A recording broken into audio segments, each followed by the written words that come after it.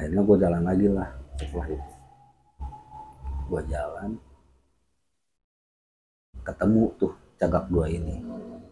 Nah gue pikir tadi kan gue belok ke kiri, coba deh gue belok ke kanan. Gue coba, nggak tahu kenapa gue di malam itu gue ngerasa semua yang gue temuin dalam perjalanan hampir semuanya nggak nunjukin mukanya. Balik lagi lah ke rumah si ibu itu, kan gue lewat jalan situ kan, lewat dalam ke rumah si ibu lagi itu lagi. Oh, Bu, terima kasih udah dibolehin numpang toilet ini. Si ibu-ibu itu juga ngejawabnya iya doang, iya, tapi dengan ini. Assalamualaikum warahmatullahi wabarakatuh. Kembali lagi bersama gua Gagan di channel Kongres Ngongkong TBS. Jadi di konten kali ini gua akan menceritakan kisah nyata yang dialami narasumber, yaitu dia pernah ngalamin pada saat dia mudik, dia tersesat di jalan yang itu aja. Ternyata dia itu tidak mendengarkan apa kata orang tuanya. Sebelum jauh ke sana kita lanjutkan ceritanya. Gue mau berterima kasih banget buat kalian yang udah mensupport channel kita, melakukan subscribe. Semoga kalian diberikan kesehatan dan panjang umur. Dan gue di sini mau ngajak kalian untuk bercerita di channel kita atau mengirimkan ceritanya ke link di deskripsi, email ataupun di DM Instagram. Nanti cerita yang paling menarik, yang paling unik dan tentunya yang horor kita akan pilih. Kita akan memberikan hadiah kepada pemenang. Sebelum kita cerita panjang lebar, kita siapkan dulu sesajennya.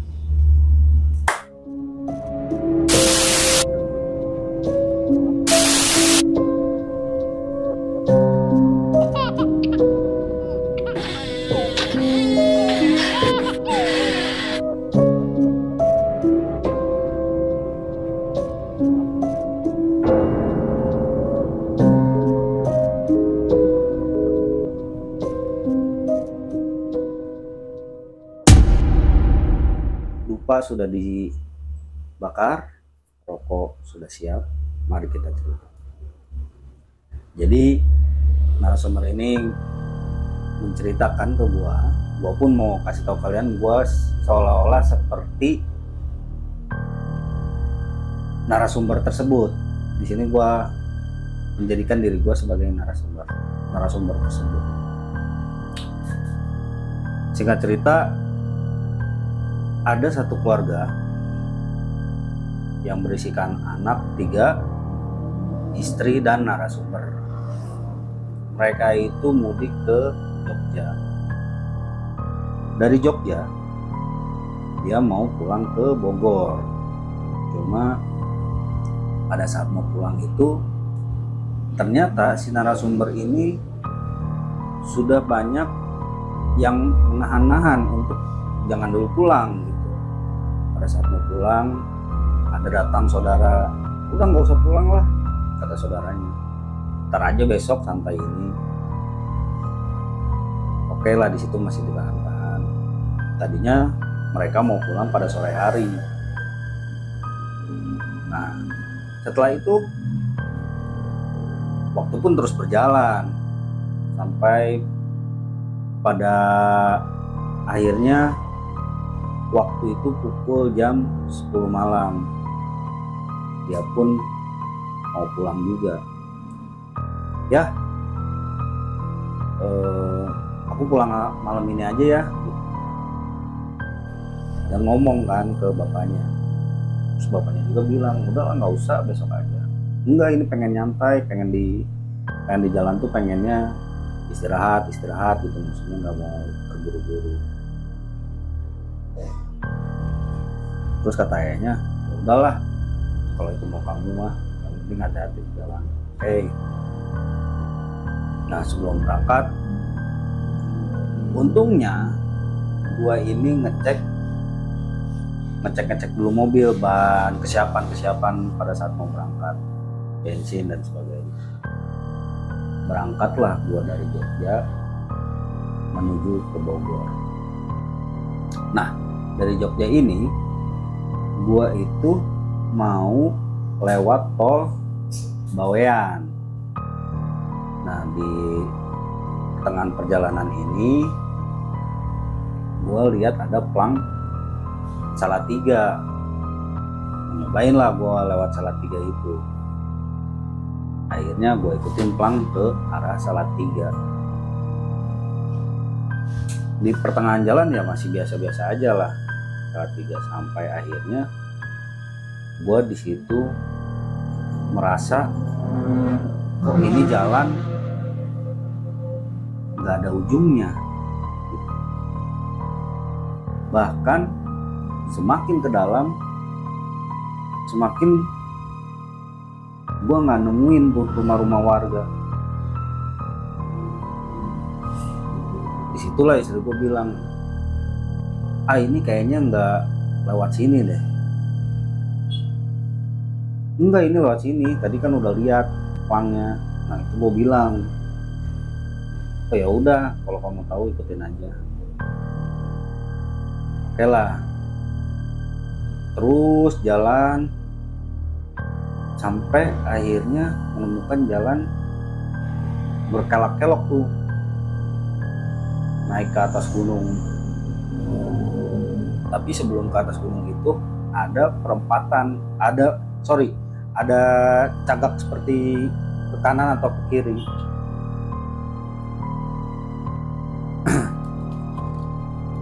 Disitulah gua memutuskan untuk ambil ke kiri. Nah, pada saat gua ambil ke kiri, ini gua kok jalannya semakin yang gak gua tahu gitu.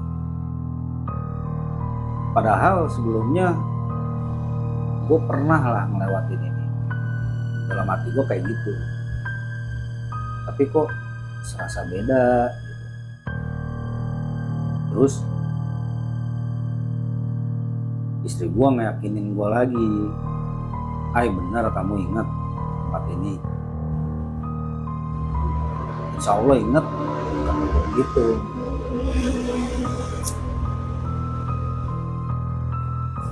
Jalan lah gue.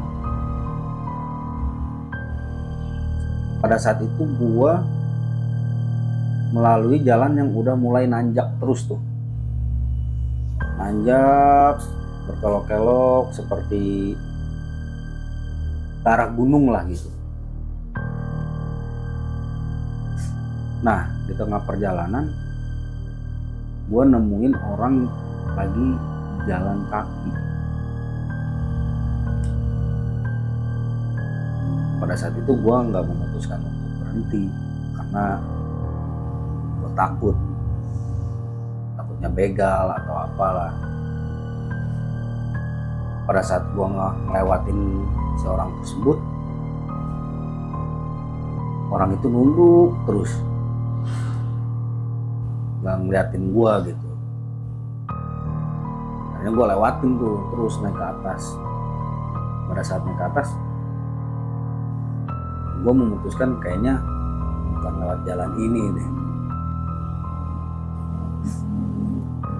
Gue bilang tuh ke istri gue, kayaknya ini bukan jalannya deh, soalnya beda ini. Ditambah dulu itu pas aku lewat sini tuh nggak kayak gini jalannya, nggak ada tuh nanjak-nanjak. Terus kata istri, ya udah putar balik lagi aja daripada kesana makin bahaya. Nggak tahu, akhirnya muter balik. Cuma pas muter balik kan di situ oke lah, orang jalan di pinggir, artinya ada tujuan dong. tapi kan di situ nggak ada rumah, nggak ada apapun, hutan-hutan begitu aja. Pas gue balik lagi, orang itu nggak ada. Ya sekarang tengah malam ngapain jalan di, ya itu oke lah jalan, tapi pinggir-pinggirannya hutan, orang itu nggak ada. Gue tancap gas kenceng. Nah pada saat gue putar balik, di situ gue nemuin ada warung. Padahal tadi itu pas gue berangkat lewat situ nggak ada warung itu. Cuma karena gue udah capek, gue berjam-jam di perjalanan, yang mungkin harusnya gue udah sampai ke tol Cikampek lah misalnya. Nah gue nemuin tuh warung, gue capek, gue bilang ke istri gue, ini ada warung. Terus istri gue tuh bilang, ntar aja lah jalan aja terus, kalau mau istirahat nanti aja di depan. Wah ini tapi ini kayaknya udah gak kuat lagi nih harus istirahat dulu. Akhirnya memutuskan untuk istirahat dulu di warung itu. Mungkin pikiran gue tadi ya positif thinking aja, mungkin tadi gue nggak melihat warung itu pada saat gue lewat. Turunlah gue di situ, gue pesan kopi, gue ngopi dulu, merokok dulu, sambil nenangin pikiran gue, karena ini jalan gak ketemu-temu kan dari tadi. Nah ini yang paling aneh tuh, pada saat gue pesen, pada saat gue nanya-nanya ke si penjaga warung tersebut, ini orang gak pernah nengok. Contohnya gue nanya, Bu, ini jalan kalau ke atas lagi ini kemana? Tapi si ibu-ibu itu ngejawabnya nggak kedengeran, kayak berbisik-bisik gitu aja lah. Gue pun nggak terlalu jelas gitu mendengarnya apa perkataan ibu. Ya udahlah, ini udah malam juga sih, ibu capek juga gitu. Itu.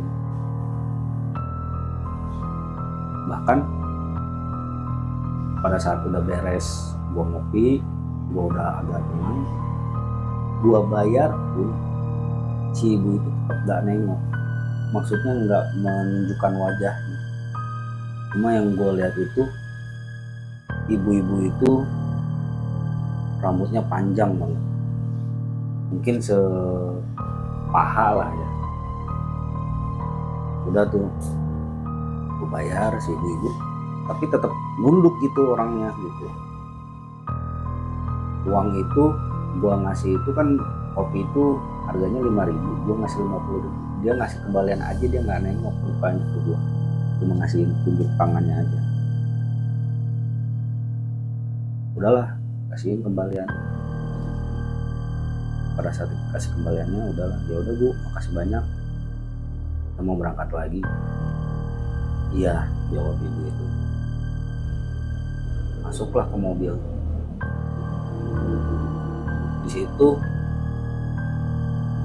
hujan rintik-rintik mulai turun. Gue di situ ngerasa, wah udah merinding banget lah ini. Gue rasa gue tersesat. Karena gue nyalain dulu lah itu mobil. Cuman dengan keraguan gue, akhirnya gue jalan lagi tuh ke bawah. Pada saat harusnya kalau gue muter balik, gue harusnya lewatin jalan itu lagi dong, ketemu dengan si cagak dua ini, ya kan? Tapi di situ gue nggak nemu si cagak dua ini, yang kanan atau kiri, nggak nemu. Bahkan perjalanan dari cagak gue ke tempat si warung itu mungkin sekitar 1 jam. Cuman gue pada saat balik lagi itu memakan waktu 2,5 jam itu. Gue bingung dong. Akhirnya gue berhenti lagi lah di pertengahan perjalanan itu sambil gue mikir jalan itu. Pada saat itu emang gue mau buka Google Maps, tapi di situ nggak ada sinyal. Ya entah pelosok atau gimana, gue nggak ngerti. Akhirnya tuh gue berhenti di situ, gue tenangkan pikiran gue. Ya gue sambil berdoa. Akhirnya gue jalan lagi lah. Gue jalan, ketemu tuh Cagak 2 ini. Nah gue pikir tadi kan gue belok ke kiri, coba deh gue belok ke kanan. Gue coba ke kanan. Pada saat gue coba ke kanan itu, gue justru balik lagi ke jalan yang awal tadi gue berangkat dari Jogja di Magelang. Cuman di pertengahan jalan ini jalannya sepi banget. Terus istri gue juga mau ke toilet. Aku mau ke toilet, buang air kecil nggak keluar. Oh ya udah tuh, nanti bentar nunggu ada tempat toilet gitu. Ketemulah sama rumah warga. Cuman ada satu-satunya doang itu rumah. Di sepanjang jalan gue nggak nemuin rumah satupun. Akhirnya gue memberanikan diri dong untuk ya udahlah gue numpang dulu gitu di rumah warga itu. Nah nggak tahu kenapa gue di malam itu gue ngerasa semua yang gue temuin dalam perjalanan hampir semuanya nggak nunjukin mukanya. Gue datang kan ke rumah warga itu, assalamualaikum, ya biasalah dengan ramah. Waalaikumsalam. Nah tapi ini orang udah bukain pintu nunduk gitu, nggak jelas ngeliatin mukanya. Bu maaf,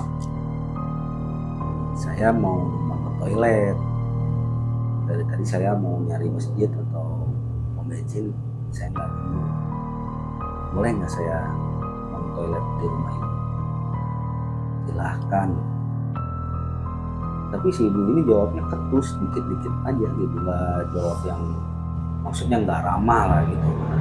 Mungkin memang salah dia juga datang ke rumah warga malam-malam ini kan. Tapi ya mau gimana lagi gitu, ini darurat. Akhirnya okelah, numpang ke toilet. Toiletnya ini ternyata terpisah dari rumahnya, jadi kita harus jalan dulu ke dalam, ke belakang lewat dalam terus ke belakang tuh, ke belakang rumahnya. Di belakang rumahnya ini nggak ada pencahayaan sama sekali. Ya gue di situ berusaha untuk menenangkan gue, karena gue ngejagain istri gue lah, gue nggak mau istri gue kenapa-napa. Akhirnya udahlah gue temenin ke belakang. Beres dari toilet, balik lagi lah ke rumah si ibu itu kan. Gue lewat jalan situ kan, lewat dalam ke rumah si ibu lagi. Bu, terima kasih udah dibolehin numpang ke toilet ini. Si ibu itu juga ngejawabnya iya doang, iya, tapi dengan nunduk. Udahlah, habis itu gue keluar masuk ke mobil lagi. Gue tanya ke istri, kamu ngerasa aneh gak sih selama kita datang ke rumah si ibu itu, kok si ibu itu nggak nunjukin gitu wajahnya. Bahkan tadi aku di warung aja, si ibu warung itu tuh nggak nunjukin juga mukanya. Terus kata istri gue, Kalau di warung sih aku nggak lihat karena aku nggak turun. Tapi kalau yang ibu-ibu ini ya juga sih, ya nggak terima, mungkin dia sih udah malam juga. Tapi ya setidaknya harusnya kan melihatkan wajahnya gitu, nggak harus nunduk terus. Ya udahlah, gua ngeberaniin diri biar istri gua juga nggak panik. Istri gua pun kan harus jagain anak-anaknya juga gitu. Akhirnya gue cabut lah ke arah yang tadi mau gue jalan.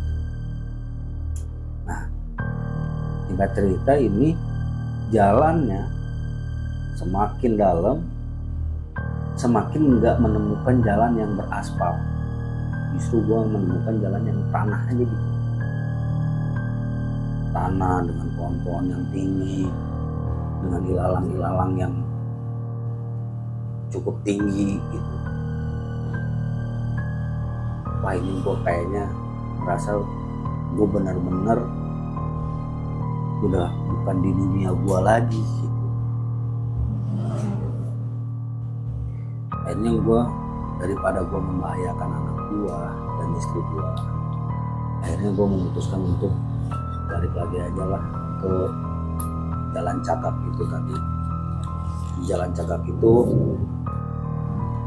ya nggak ada warga sekitar yang keluar juga sih, tapi setidaknya gue lebih baik balik lagi ke situ menunggu kendaraan-kendaraan yang lewat di situ. Akhirnya gue putar balik melewati jalan yang tadi